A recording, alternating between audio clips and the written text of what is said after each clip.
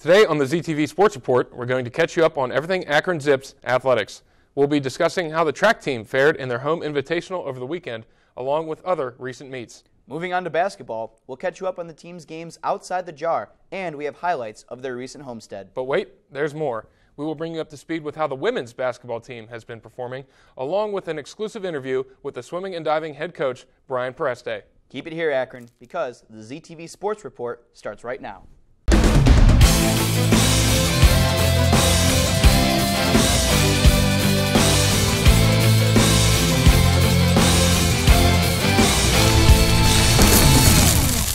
Hello Zips, and welcome back to another edition of the ZTV Sports Report, your home for everything Akron Athletics. I'm John Alfieri. And I'm Zach Fuller. On our last show, we mentioned the high points of the track team in their recent meets, and they did not disappoint when they hosted the Zips Track Invitational over the weekend. The most outstanding results of the Zips Home Invitational were from the efforts of sophomore Lucy Bryan by establishing the third highest women's pole vault in NCAA history with a jump of 4.47 meters. Not to mention, her jump broke Akron's current record for the women's pole vault event. Good for her. But all right, John, I have to stop you right there. This is now the second time that we've mentioned pole vaulting on the show this semester, which, if you're keeping track at home, that would mean every show this semester we have mentioned pole vaulting, and I still have no idea what those numbers mean or how the sport works. You know, Zach, with the Winter Olympics starting, people are looking up sports they aren't familiar with, so I'm more than happy to drop some knowledge on you about pole vaulting. Please do. I need to understand this sport. Well, there are 6 parts that make up the crucial jump in this sport: the approach, plant and takeoff, the swing up, extension, the turn, and finally, the flyaway. Now, the approach is pretty self-explanatory. This is where the pole vaulter begins counting down from a certain number, depending on their strides, before they reach the box. When the vaulter approaches the box, they plant the pole at the front of the box, take 3 final steps, and then jump into the air, causing the pole to slide to the back of the box. While in the air, they begin to extend their body, keeping a tight grip on the pole, wanting to use the energy from the pole's bend to propel them over the bar. The swing up is a race against the pole, unbending, because it causes a double pendulum effect, both the pole and the vaulter pivoting from this movement. As the pole completely unbends, the vaulter extends their body over the bar and begins making a 180-degree turn, now facing the bar. And if all of that goes well, then the flyaway will be flawless, as the pole vaulter soars over the bar, pushing away the pole and landing on the mat with the bar still in place. Wow. That was a lot of information, John, and a lot of science. But really, I was just wondering what it means when commenters say someone had a 14-8 jump. You know, since we're saying meters on the show? Well, you could have started with that, but that means that the vaulter cleared the pole at the height of 14-8, so it would be 14 feet and 8 inches, which, in Lucy Bryan's case, converted to 4.47 meters. How's that for impressive? Not going to lie, I don't think that's something I would ever try, but that is impressive. We're going to take a break so you can let that mind-blowing information sink in. We'll be right back.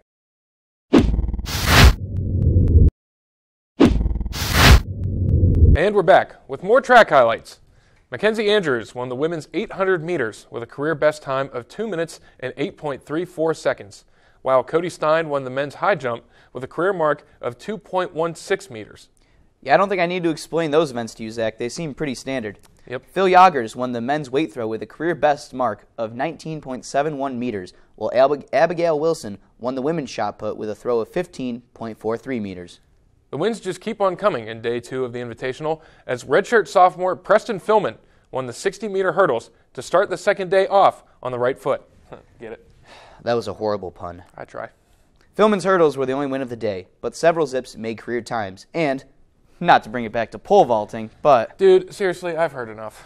Hey, we can't mention the track team without mentioning Matt Ludwig, who remains undefeated with a jump of 5.6 meters at the Invitational. Can we please move on now? I would say yes, but the track team competed both at the Tyson Invitational in Arkansas along with state qualifications at Kent State. While Matt Ludwig was the top collegiate competitor with a jump of 5.63 meters, he was outdone by the world junior record holder Mondo Duplantis at the Tyson Invitational. Moving on to the Kent State qualifier, the Zips had 6 first-place finishers and 13 top 3 performances.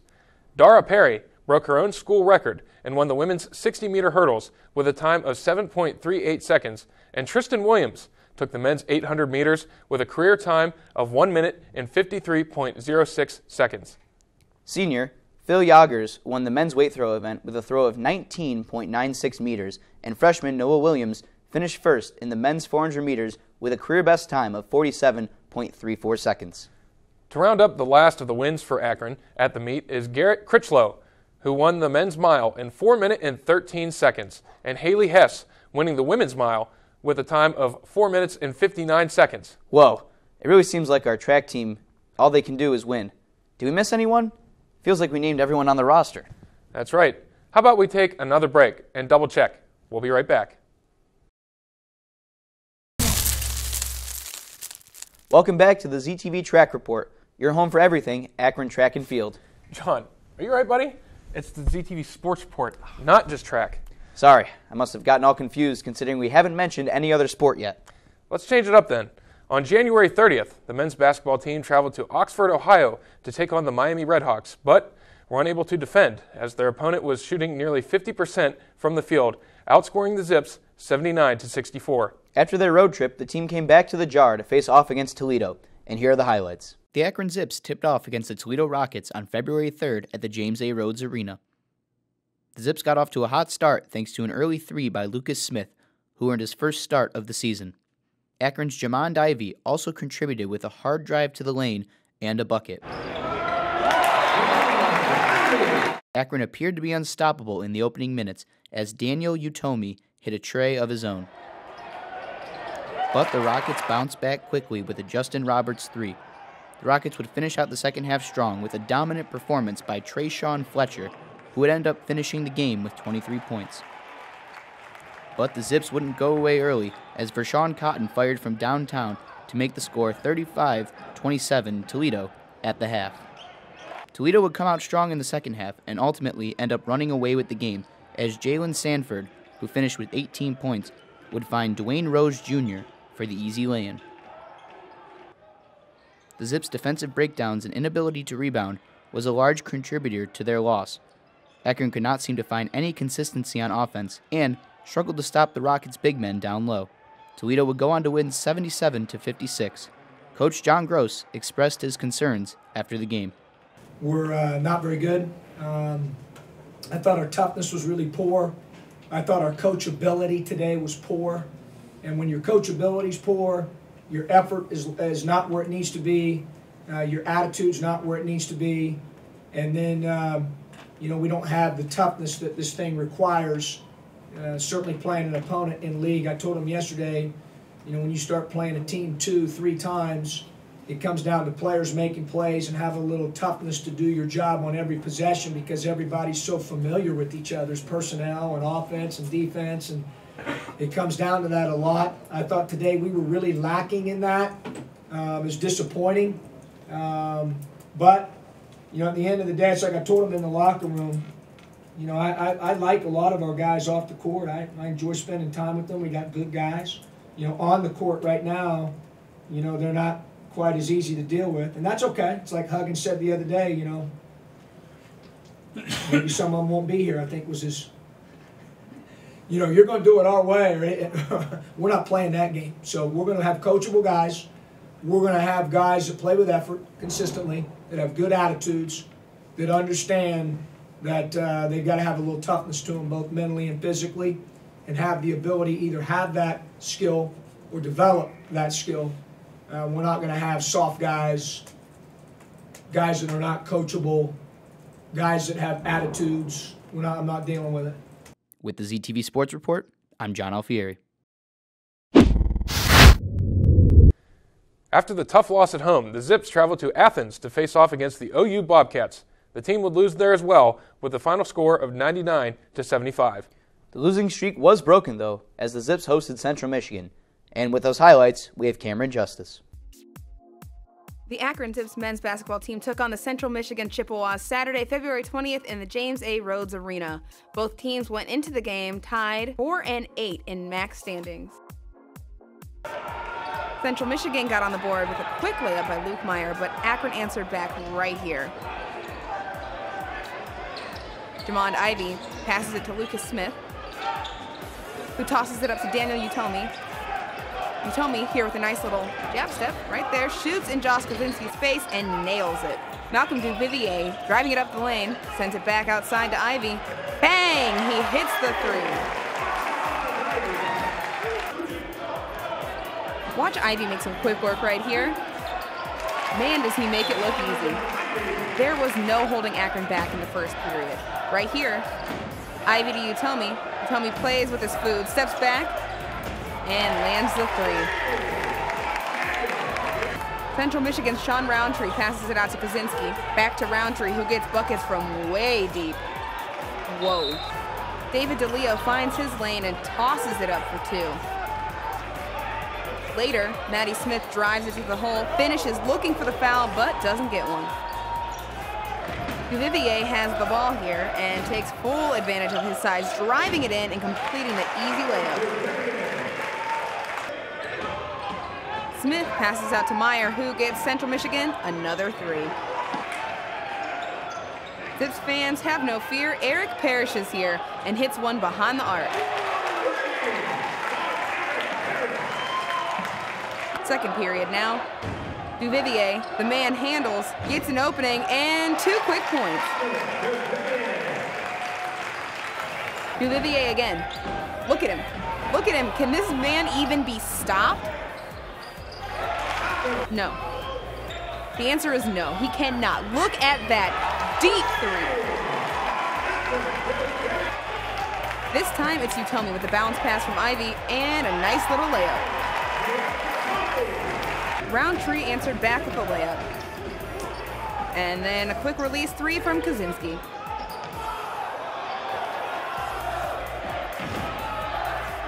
Akron's impressive ball movement got them this nice shot clock buzzer beater jumper by Ivy.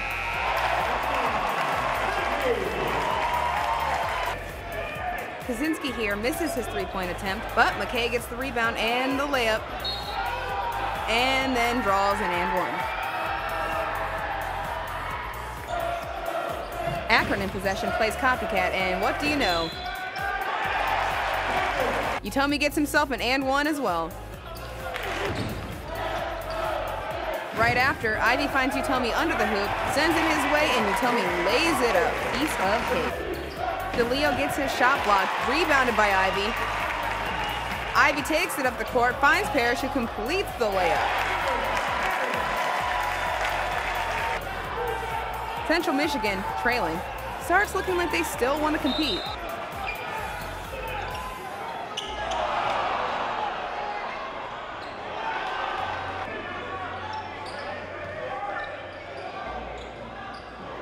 But Akron isn't having it. Batabo with the rebound, throws it up court to Parrish with a fast break, who slams it down to pretty much seal the game. The Akron Zips come out on top 69-63, beating Central Michigan and collecting another MAC win.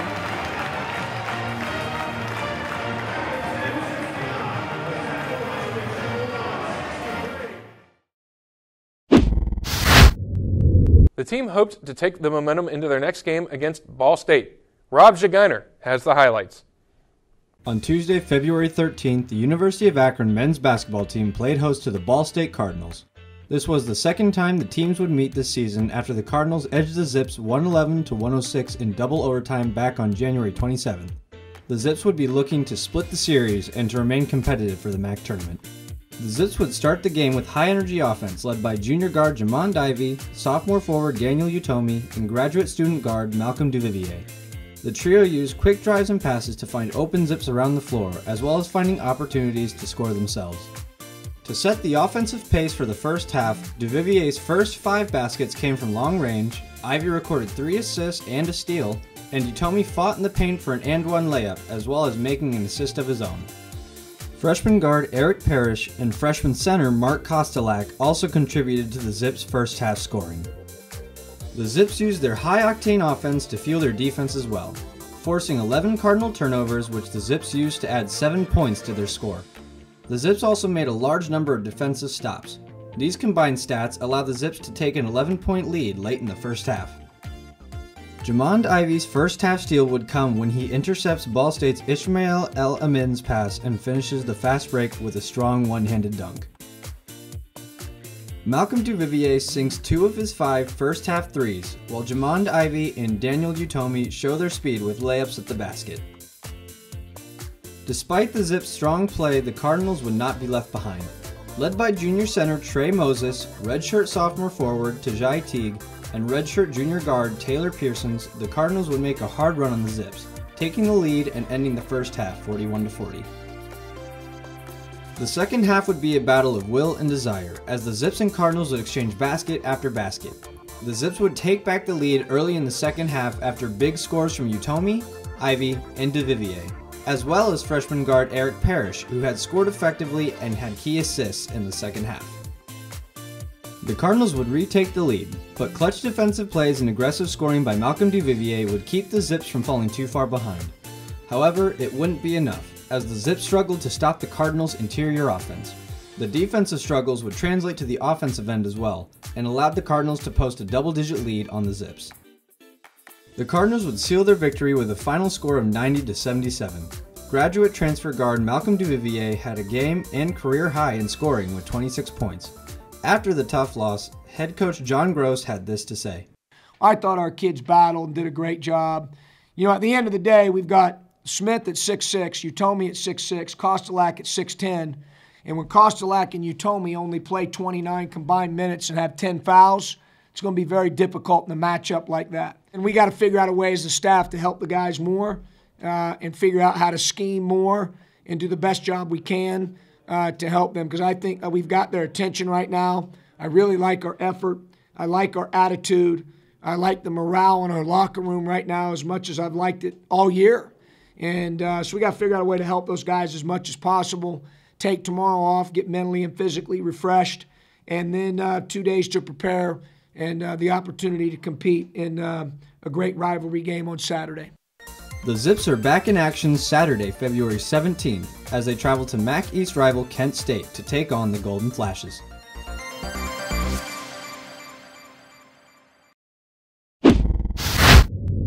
Tough break there, boys. Let's hope it's a different game when we face off against our rival, Kent State. When we come back from the break, we'll catch you up on the women's basketball team, along with our special interview with the swimming and diving head coach. Last episode, we covered the women's basketball team's exciting win over rival Kent State. Unfortunately, the team has been on a losing streak since then. The team suffered back-to-back losses on the road against Ball State and Western Michigan, with the point differential being in the double digits for both games. Looking for a home court advantage to turn things around, the Zips were hopeful in their matchup against Northern Illinois University. Here with the highlight is Allison Rhodes. The annual Play for K game was held on Wednesday, February 7th at the James A. Rhodes Arena. Akron hosted the Northern Illinois Huskies, who entered the night 11-11 on the season. Akron entered the match 7-15 on the season and 1-10 in the MAC play. The Huskies opened the night up strong, hitting a 3-point field goal only 7 seconds into the match. This set the tone for the night. The Huskies would go into the game maintaining their lead throughout.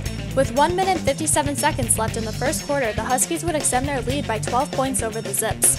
For the first 3 minutes of the second quarter, neither team would score until the Zips cut the Huskies' lead down to 6. The Huskies then gained the momentum and continued to extend their lead. The Huskies went into halftime leading the Zips 38-22. In the first half, the Zips shot just 23%, making only 9 of 39 attempts. In the third quarter of the game, the Zips only scored on 4 baskets, allowing the Huskies to keep on adding to their lead. At 26 seconds left in the third quarter, the Huskies took their largest lead of the game, extending their score to 68-28. In the fourth quarter, Akron hit 13 of 19 attempts, fighting back to cut the Huskies' lead. The Zips lost the game to the Huskies, losing 84-61. Destiny Perkins led the Zips with 16 points and scored 10 points alone in the fourth quarter. Alyssa Clay scored 15 points on the night for Akron. Here's head coach Jody Kess with their thoughts on the game. I mean, we knew Northern Illinois is a very good team, and always been very impressed with their coaching staff and how hard those kids play. And you know, they've had so many injuries this year, but her kids just play hard all the time and just in another gear. And we came out and we just didn't play hard. We didn't get stops, which was disappointing. The way we played the first half, you would have thought we never watched any Northern Illinois tape because we did not defend the way we talked about. And then we couldn't score. So when you're not getting stops and you're not scoring, you're probably going to fail. And you look at the second and third quarters, 16 points. We weren't getting stopped, so they were going back into their 2-3 zone, which gave us a little problems. Finally, in the fourth quarter, we decided to look inside to get better player movement, ball movement. It was just not a very good display. We were all very embarrassed by how we played in the first half, as well as the third quarter. But really happy with the kids in the fourth quarter. They could have given up. They got lectured pretty hardly. At least, like the last 5 or 6 minutes, I thought we played harder. They went with their bench. We got a little momentum, put our starters back in. We still had the momentum, but you can't do that, when you pick and choose. So just disappointed how we started out, disappointed how we followed the scouting report, disappointed with a lot of people tonight. So we'll have to learn from it. Really wanted to give the kids tomorrow a day off. Since we don't play till Sunday, but days off for us are earned, and I don't know if we really earned that today. Usually after games, we do the same thing. We go back to the drawing board and watch tape and hope we learn from it. I'm just not quite sure we're learning from our mistakes, because we continue to make the same mistakes and do the same things, and got to have a little bit more of a fight, because this conference is tough, and it doesn't matter what your record is, doesn't matter where you play.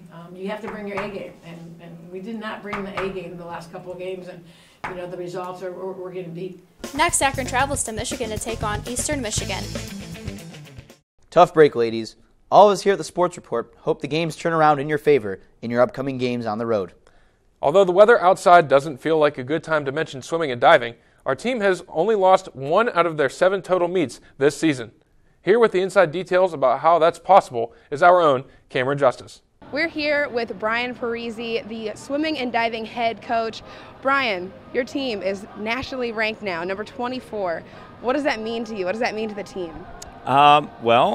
It's a milestone accomplishment for us. We're really excited to have that national recognition. It's the first time in program history that we've been ranked in the top 25, and we've had this hashtag all year, big time, that we've been putting out when we put media posts up, because that's what we want to be, and we feel like when you get a national ranking, that's big time. So it's something that we're real excited about. But at the same time, it's just at one point in the season. We know that ultimately, to be top 25, you got to finish in the top 25 at the NCAA championships.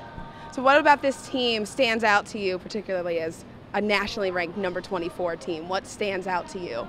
I think what stands out to me most, in terms of like how we got there, is really just the character of the team, the way that they interact with each other and how they push each other. I think over time has led to, I think daily improvements and a lot of small daily improvements that now has got us to the point where, we have some really nationally ranked swimmers like Paloma in the 200 breaststroke. She's currently sitting 9th in the country. Paulina is 23rd, I believe, in the 100 butterflies. So I think, those small improvements every day, they add up to some big results. So you're about to head into the MAC championship, your 4-time reigning championship. What are you doing to prepare to defend that title and get your 5th MAC championship? Just business as usual. There's 7 other teams in the conference. We only have control over ourselves. And really, it's just trying to help everybody kind of keep their wits about them, not really feel too much pressure, if any. We want to go out there and have a little bit of nerves, because we want to be, I think you're at your best when you have the nerves flowing a little bit. But really just right now trying to get our minds right. The work's done, the money's in the bank, so to speak, and next week we just want to get a withdrawal. All right, so for those who are maybe not too savvy on swimming, what do people have to look forward to when they come to a swim meet or an invitational? A lot of energy. If you come down and you watch the MAC championships, you're going to hear a lot of loud cheering. And down there at Ohio University, with the way their facility's set up, it's going to be really, really loud, especially during the final session. So you're going to see parents, you're going to see fans, it's going to be sold out. The teams are all going to be sitting where, they have assigned seating for the parents, and the parents are going to be doing cheers with the teams down on the deck and back and forth. So it's just it's an exciting and electric atmosphere. This is exciting, and I don't know that anyone really understands how well this swim team and diving team has been doing. So I want to congratulate you on this amazing team, and maybe get more people involved in this team, because we have a nationally ranked program now. So what would you say to students and other people watching this to get them on board? Come on out, support our programs. We have other nationally ranked programs as well, not just ours, but there's a lot of exciting things I think happening here in the pool, and just come check it out. You'll be happy you did. Well, you heard it here. Thank you, Brian, head coach of the women's swimming and diving team, and they're doing amazing. Back to you guys. John, I would say we covered a lot of different areas today, and we even learned something. How often can you say that on a sports show? Not often enough, Zach. We look forward to our next episode, where we'll catch you up on the upcoming games, but hopefully now explain an entire track and field event in such great detail. Never say never, John. In the meantime, make sure to follow us on Twitter at ZTV Sports and like us on Facebook at ZTV Sports Report. And to watch individual packages or whole episodes, make sure to subscribe to our YouTube page at ZTV Sports Report. Until next time, Akron, I'm John Alfieri. And I'm Zach Fuller. Let's go Zips.